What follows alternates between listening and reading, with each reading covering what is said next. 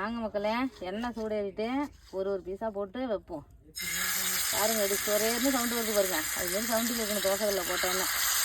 அழகாக அடுக்கணும். இப்போ நான் எடுத்து போட்டு அழகாக போட்டு தட்டி தட்டி இப்போ எடுத்தாக்கா சூப்பரான மீன் வறுவல் ரெடி. நாட்டு மீன் வறுவல் ரெடி மக்களே. எனக்கு எப்போதுமே அடுப்பில் மீன் வறுத்தா தான் பிடிக்கும். செய்ய நான் எதிர்பார்க்க மாட்டேன். அடுப்புலேயே போட்டு பாருங்க போகுது மக்களே. அதுக்கப்புறம் போட்டாக்கா ரொம்ப வேவாது, அப்புறம் நல்லா இருக்காது. கொஞ்சம் கொஞ்சமாக போட்டு எடுப்போம். எங்கே போக போகிறோம்? நம்ம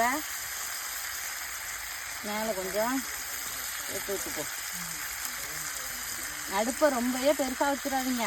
பாருங்க எவ்வளோ ஒன்றே ஒரு குச்சி வச்சுருக்கேன் பாருங்க மக்களே. பாருங்கள், ஒரே ஒரு குச்சி தான் வச்சுருக்கேன். செஞ்சியாக வச்சுக்கணும். பெருசாக வைக்க விட மீன் புட்டுக்கும் பெருசாக வச்சோம்னா. வாங்க மக்களே, மீன் வெந்துருச்சு. பரட்டி விட்டு வச்சுருக்கேன்னா வெந்துட்டு பாருங்க. சூப்பராக வந்துட்டு பாருங்க. எடுத்து பிளேட்டில் வச்சு வாங்க மக்களே, சூப்பரான மீன் வறுவல் ரெடி. வாங்க சாப்பிடுவான். அந்த பாருங்க எப்படி அம்மா வறுத்துருக்கேன் பாருங்க.